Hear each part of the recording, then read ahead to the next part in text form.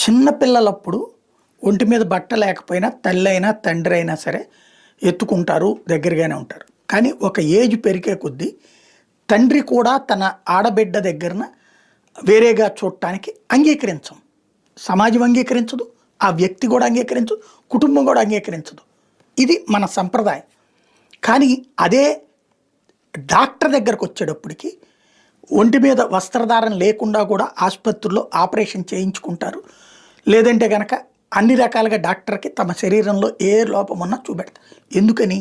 ఆ డాక్టర్లు దేవుళ్ళతో సమానమని భావించి ఆ డాక్టర్లకి ఈ లైంగిక అంశాలకు సంబంధించి వ్యక్తిగతంగా చూడరు, ఒక రోగిని చూసినట్టుగానే చూస్తారు అన్నటువంటి ఉద్దేశం.